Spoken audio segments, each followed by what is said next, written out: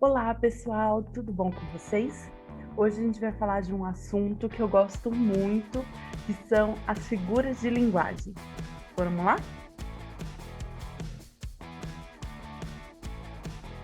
A figura de linguagem é a função que a palavra exerce quando ela não está no seu sentido literal, mas sim quando ela está no seu sentido figurado. Então vamos lá, nós temos a linguagem denotativa e a linguagem conotativa. A linguagem denotativa é quando as palavras estão no seu sentido literal, aquele sentido que a gente encontra no dicionário. Já a linguagem conotativa é a linguagem figurada. É a linguagem que a palavra assume naquele contexto e assume com uma intenção. Essa intenção pode ser criar humor, construir uma linguagem poética, produzir um som diferente no texto que você está criando. Então, nós temos diversos tipos de figuras de linguagem com intenções diferentes. Nessa tirinha aqui, por exemplo, a gente pode ver como que se constrói o humor brincando com a falta de entendimento da figura de linguagem. Então, olha lá. Sabe jogar damas, meu Isaías? Nesse primeiro quadrinho, a gente tem uma expectativa do sentido da palavra damas. Então, o sentido literal da palavra dama é o quê? É a palavra usada para as mulheres, né? As mulheres, hoje em dia, né, a gente fala muito dama para uma pessoa que é muito requintada, elegante e tudo mais. E só que quando fala jogar damas, imediatamente espera-se que o falante entenda outro significado para a palavra dama, que na verdade é o jogo de damas, né? A palavra de jogo não aparece porque ele pressupõe que a outra pessoa vai entender. E o humor acontece justamente pela falta de entendimento. Certamente, Senhor. E aí a gente vê aqui no último quadrinho que ele não entendeu o que o Senhor havia dito e pega a dama dele e joga para o alto, né? Nesse caso aqui, a brincadeira com o sentido figurado da palavra dama e o sentido literal da palavra dama, a confusão que o personagem tem, provoca o humor. Bom, a metáfora é uma figura de linguagem e a definição dela seria uma comparação feita por analogia, ou seja, por semelhança de ideias e sentidos. Essa semelhança não é real, né? Ela pode ser por aproximação de ideias. Então, quando eu falo, essa menina é uma flor, eu não quero dizer que ela tem realmente as características reais da flor, mas existe uma semelhança que se estabelece entre a flor e a menina. Então, normalmente a flor nós associamos a ideia de que é algo bonito, de que é algo frágil, delicado, e essa menina pode ter essas mesmas características, ser bonita, ser delicada, talvez frágil, né? Por isso eu posso fazer essa comparação. Essa menina é uma flor. A metáfora se caracteriza principalmente porque a comparação não é explícita. Então eu não falo, essa menina é bonita como uma flor. Eu digo, ela é uma flor. É aí que se constrói a figura de linguagem, né? Eu não estou falando literalmente que essa menina tem pétalas, espinhos, folhas, né? E uma carinha de flor. Eu estou fazendo uma comparação com as características que tem a flor. Existe também a figura de linguagem de comparação, e a diferença dela para a metáfora é bem explícita. A comparação tem sempre uma palavra que marca a comparação. Então, diferentemente da metáfora que eu digo, ela é uma flor, na comparação eu digo que ela é linda como uma flor. Então, eu deixo explícito aqui a característica que une a menina à flor E a palavrinha que estabelece a comparação é como, né? E aqui fica evidente que eu estou falando de uma comparação, tá? A catacrese é uma figura de linguagem que também está no campo da metáfora, porque também é feita uma analogia. A diferença é que na catacrese, essa comparação, essa analogia, ela já está tão cristalizada, ou seja, ela já é usada há tanto tempo, que nem se percebe que ela é uma comparação, tá? Então, nessa tirinha aqui, planos cretinos dos meus amigos para 2002. Tayla, arrumar todos os CDs em ordem alfabética. Nicolete, quebrar o bracinho da tampinha da caneta. Então, onde que acontece a catacrese aqui? Em bracinho da tampinha da caneta. Então, isso aqui, né, da caneta, se chama bracinho. Mas caneta tem braço? Se a gente levar no sentido literal, não, né? Pessoas têm braço. Mas por uma analogia de sentido, né, por uma semelhança, eu chamo essa partezinha da caneta de bracinho. Pode ser que o da caneta você não conheça, mas você já deve ter ouvido o braço do sofá, o pé da mesa, o dente de alho, né? Então, a mesa não tem pé, mas eu chamo esse suporte que a mantém ao chão de pé. E isso todos nós usamos já há tanto tempo que nem mesmo parece ser uma comparação, parece que é realmente a palavra dada àquela parte da mesa. Então, por isso que é chamada de catacrese e não de metáfora. Mas ela costuma acontecer quando não encontramos uma palavra para nomear aquele objeto, aquela parte de um objeto, então a gente pega um termo emprestado. Alguém saberia dizer qual é a palavra que poderíamos usar para o dente do alho? É dente, né? Acostumamos a usar assim. Então a mesma coisa acontece com a asa da xícara, né? Que é aquela alcinha. Até poderíamos usar a alça, né? Que usamos para segurar a xícara. Maçã do rosto. Então, essa parte aqui do rosto é chamada maçã do rosto, braço da cadeira, todas essas são catacreses. Tá? A metonímia. Bom, vamos analisar aqui a tirinha e eu vou explicar a partir dela. Meu pai tem 800 cabeças de gado. E o seu? O meu pai só tem um boi, mas ele tá inteirinho. Nós temos novamente aqui um humor que se constrói da falta de entendimento de uma expressão. O Chico levou para o sentido literal e o coleguinha dele aí estava falando no sentido figurado. E o que ele estava falando no sentido figurado? Cabeça de gado. Isso é uma metonímia. A metonímia é quando você substitui as palavras por uma aproximação de sentidos também, né? Então, ele não está falando literalmente que ele só tem as cabeças do gado, tá? Ele está falando que ele tem 800, né, 800 bois que compõem o seu gado.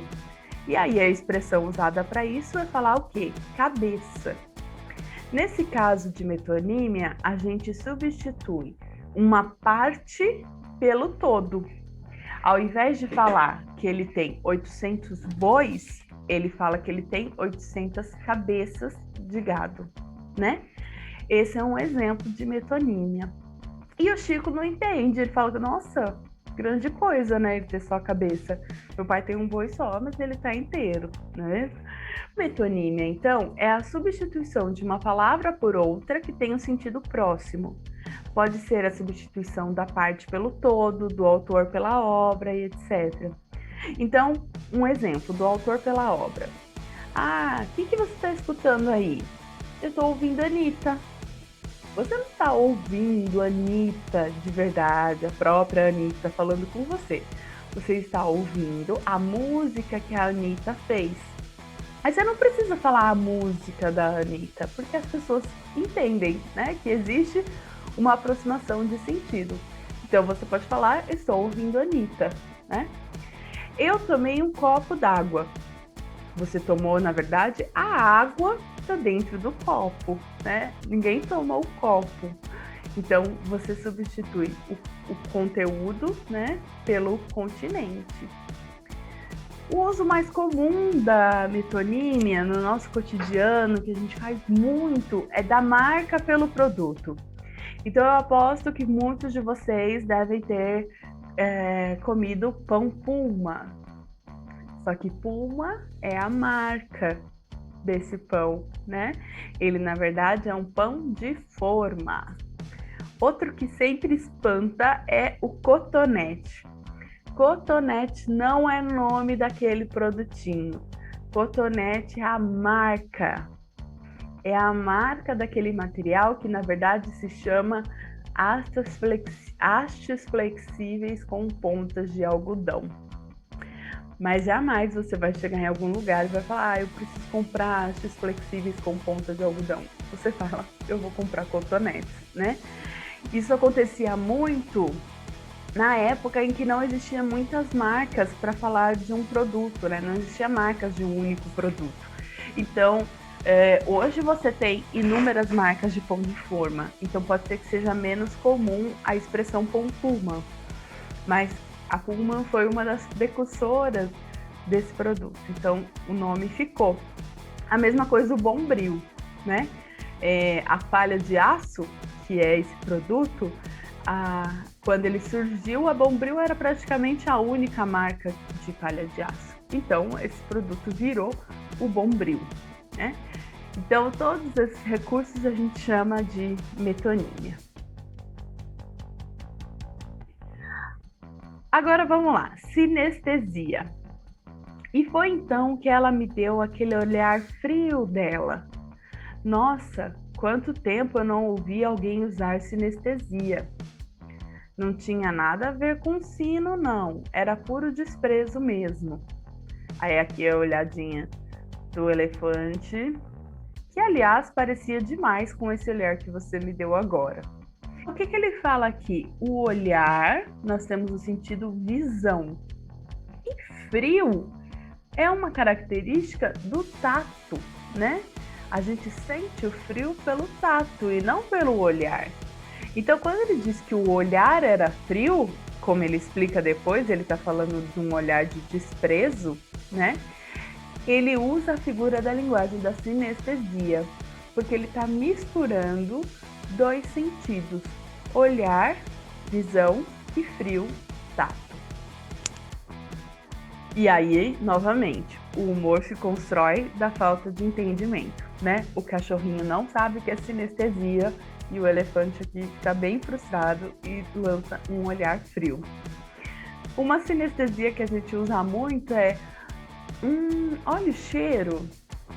Então, a gente fala olha, de visão, e cheiro, que é olfato, quando a gente sente o cheiro de uma comida gostosa, né? E aquilo imediatamente te ativa uma memória e aí você fala, olha o cheiro, tá? Então, a sinestesia é a relação de planos sensoriais diferentes, ou seja, quando em um mesmo enunciado relaciona-se alguns dos 5 sentidos: visão, olfato, paladar, tato e audição. É muito comum, além dessas expressões cotidianas, né? Olha o cheiro, um olhar frio, mas na poesia a gente vê a mistura dos sentidos de uma maneira mais surreal. Tanto que é difícil mesmo compreender do que se trata essa fusão de sentidos. A melodia do pianista era doce, melodia doce a gente consegue associar, né? A melodia aqui é a audição, e doce no sentido de ser suave, né? Mas ela é doce e rósea. Aí a gente mistura o sentido da visão pela cor, né? Ela era rosada. em suas sublimes imensidões. Puro sentido figurado dessa frase, tá? Porque aí a gente mistura a audição, o paladar e a visão. Tudo isso para falar de algo que é da audição, né? Que é escutada, a melodia. Antítese. Eu me pergunto por que as pessoas sempre parecem estar zangadas e os animais sempre parecem estar contentes. Talvez seja porque os animais saibam que as pessoas são superiores e as pessoas saibam que são inferiores. Eu achei que era porque os animais dormem 15 horas por dia. Bom, ante significa contra, tese significa ideia. Então é quando em um texto eu tenho ideias contrárias. Quais são as ideias contrárias aqui, né? Então eu tenho zangado e contente, superior e inferior, né? Essas ideias são contrárias para mostrar a relação entre as pessoas e os animais, né? Então isso a gente chama de antítese. É uma figura de estilo que usa palavras ou expressões com sentidos opostos. Ocorre quando há aproximação desses termos contrários, né? Então é quando eu uso dentro de um mesmo contexto essas ideias que são contrárias. Essa aproximação, ela dá uma ênfase à frase, deixa com maior expressividade a mensagem transmitida. Então, água mole, pedra dura, tanto bate até que fura. Olha esse exemplo aqui, né? Água e pedra, sentidos opostos, mole, dura, sentidos opostos. E aí, eles estão juntos no mesmo contexto para trazer expressividade dessa mensagem, que é a água ser mole, né? Ser fraca, poder furar algo que é duro.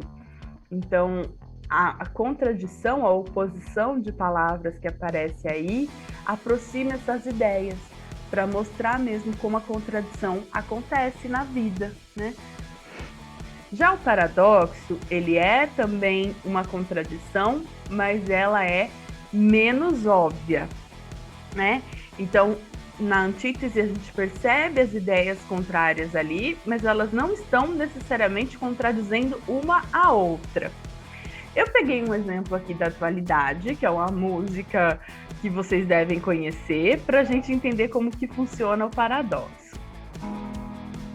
Aí, isso é hitmaker, fio? Deus me livre, gostei, nem queria, me apaixonei. Essa princesa quebra defesa, ela é covardia demais. Bateu fraqueza, tomei rasteira, olha só o que ela me faz. Credo, que delícia, mexendo o bumbum hipnotiza. Credo, que delícia, quando ela desce, desce, desce, desce com as amigas, desce. Bom, gente, essa música do MC Kevinho tem um paradoxo. Deus me livre. Quando eu falo Deus me livre, eu não quero nem saber, né? Gostei. Mas peraí, Deus me livre, gostei? Nem queria, me apaixonei. Credo, que delícia. Então são ideias contrárias que acontecem dentro de uma mesma frase, né? Um credo, que delícia, que é o meme famoso, é um paradoxo. Como é que pode algo ser credo, ou seja, não quero nem saber, não gosto, e ao mesmo tempo, que delícia, eu queria muito, né? Então o paradoxo aparece numa frase, num texto, numa música, justamente para mostrar a contradição da pessoa, no caso aí, né, do MC Kevin, em querer muito e ao mesmo tempo não querer aquela pessoa ou aquela coisa, tá? Então isso é o que a gente chama de paradoxo. Existe também oxímoro, eu vou falar o outro nome para vocês, caso apareça numa prova, vocês saberem do que se trata. Então, a definição é a aproximação de palavras contrárias que podem ser associadas em um mesmo pensamento. Então, no nosso pensamento é comum a contradição, né? Então, por que não credo que delícia? Acho que todo mundo entende o que isso quer dizer, não é mesmo? Então, nós temos sim essa aproximação no pensamento, tá? Então, é uma figura de linguagem e de estilo que reúne ideias contraditórias dentro de um mesmo contexto. É muito interessante observar que, às vezes, esse paradoxo parece sem sentido, né? Ai, Deus me livre, quem me dera. Como assim? O que você quer, afinal? Mas a ideia é justamente essa, né? É mostrar a contradição e essa contradição ela tem um significado, ela mostra justamente a dúvida da pessoa. Bom, pessoal, encerramos aqui a primeira parte da aula sobre figuras de linguagem. Na próxima aula, eu vou colocar a parte 2 com a continuidade da explicação e uns exercícios também para vocês praticarem, tá bom? Um beijo e até mais!